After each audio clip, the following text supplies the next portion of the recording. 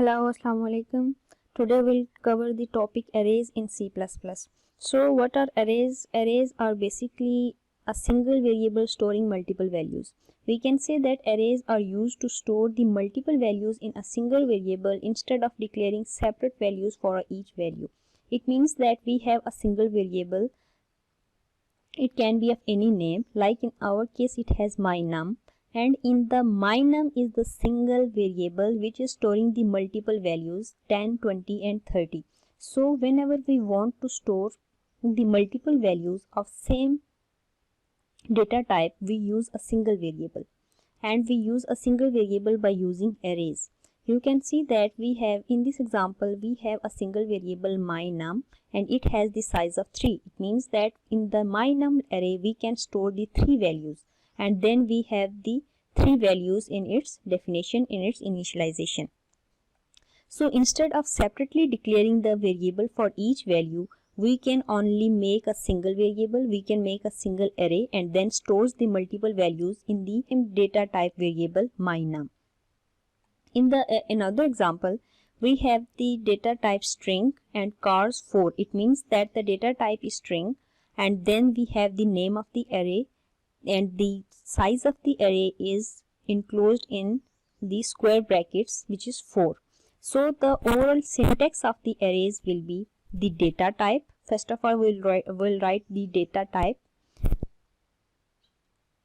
of the value we want to store in a particular variable. So the data type, then we'll write the array name, and then we'll have the size of the array, how many values we want to place, we want to store in a particular variable. So in the arrays definition, we have the data type, array number, and then the size of the array. In the case of integers, we have the simple integer values, but in case of strings, we can see that in the initialization we have the inverted commas and separated by a single comma. We have this the size of the array is 4, and in the initialization we have the 4 names, and the 4 names are characters, are strings, so we are separating them by the single comma, and the characters are enclosed in double inverted commas. So this is the syntax of arrays in C++. Arrays can be of two types. We can use arrays in two ways, like one dimensional array which will have only the one subscript. It means there will be the one square bracket enclosed the size of the array, and in the two-dimensional array will have the two subscripts, like there will be a size of column, and then will be the size of rows in two column. So in the two-dimensional or the multi-dimensional, we have two or more subscripts. Let's see how it stores the value. In this example, we have an array of integer num5. It means that we have the integer data type and it has the size of 5. Means 5 elements are stored in array num. So you can see that the array is num and it's storing the 5 elements, 1, 2, 3, 4 and 5. So when we'll make an array of name num, it is automatically creating the locations for the 5 elements, num0, num1, num2, num3 and num4. You can see that its index starts from the 0, so 0 and ends at 4. It's because the array syntax always starts from 0.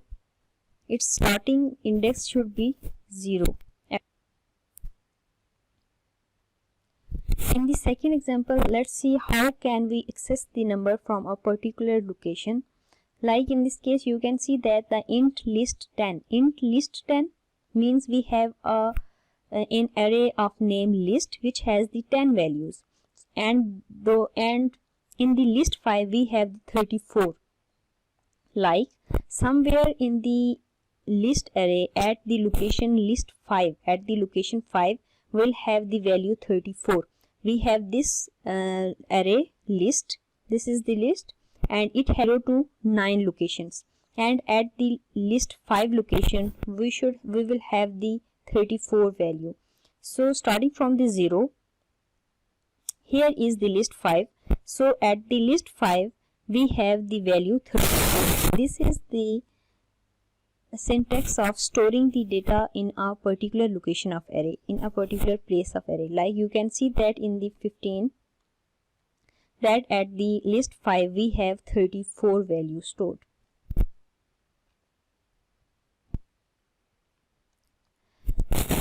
Let's understand by some other examples.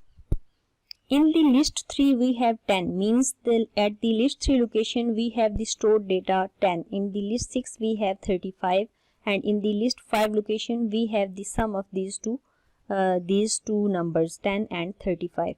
So list 3 should have the value 10. So you can see that the list 3 has 10, and then the list 6 has 35.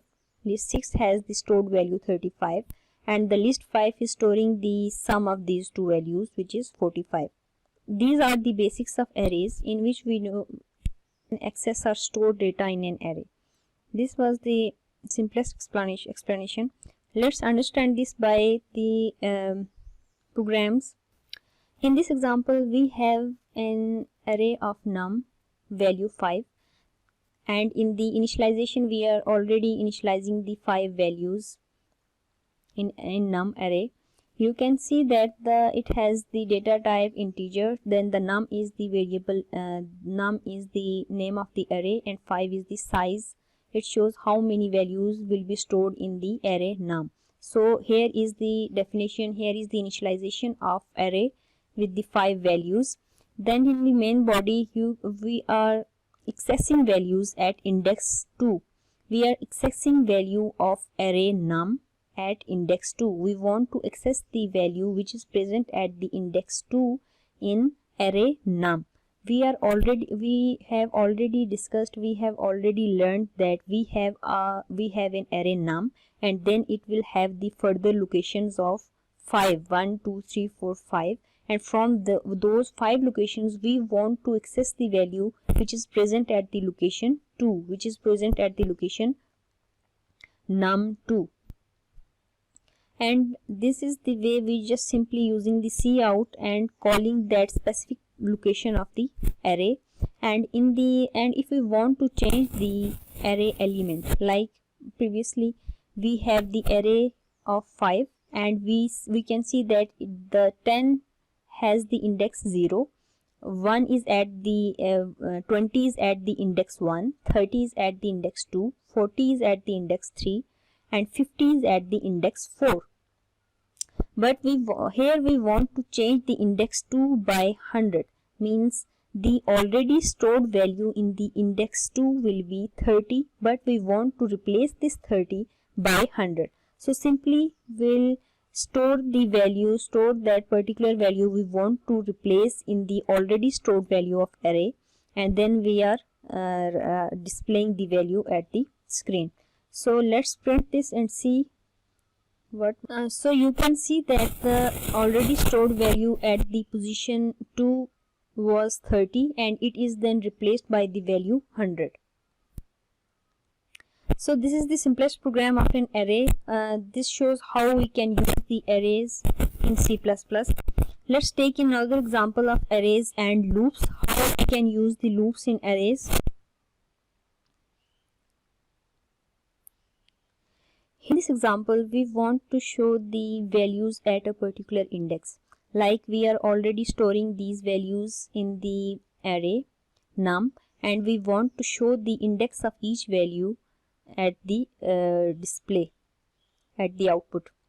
So for this case we use the for loop, and in the for loop, as we know that these are the 5 numbers, so we are making the array for 5 numbers, so it will run 5 times, and then it will show the value of then it will show the index of each value at the screen.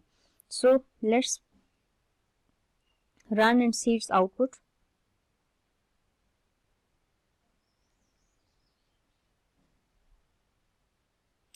At 0 index we have 10. you can see that in the array we are declaring 10, 20, 30, 40 and 50. As the array starts from the 0 index, so at the 0 index is 10, and at the index 1 is 20. Then at the index 2 we have the value 30, and at the index 3 we have the 40, and the index 4 has the value 50. So this was the program using for loop to show the index of a value in the array. Let's understand the another concepts in arrays. Omit array size. Like I have told you that we always mention the size of the array, but we can do so without mentioning the size of the array. Like in this case, you can see int num with no size, and then we have the 3 values. It means that you don't have to specify the size of the array, but if you don't, it will only be the size as big as the elements that are inserted into. We have 3 elements here, 10, 20 and 30. So the size of the array will be 3.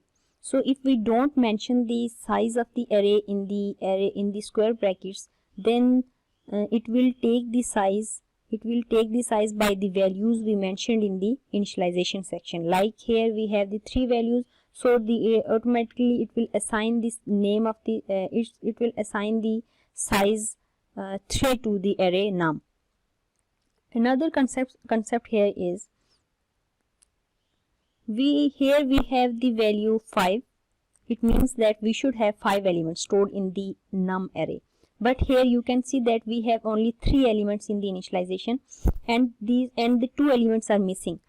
Those 2 elements can be declared in the program later on. Like I have only 5 elements. I have declared 5 element array, but I am initializing 3 values here, and the remaining 2 can be initialized somewhere in the program later on. So in this program you can see that initially I have the array of 5 values, and which has the values 10, 20 and 30, and then in the later I am initializing number 3 and number 4 with 90 and 100. So the total size of the array becomes 5, as it is already mentioned here. And then by using the for loop we are displaying the values one by one.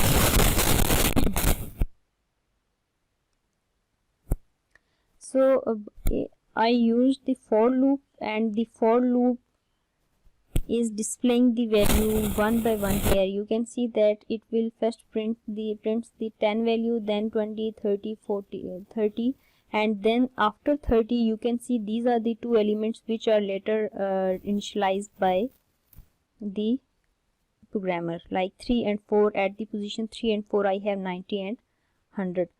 So it will not affect your program at all.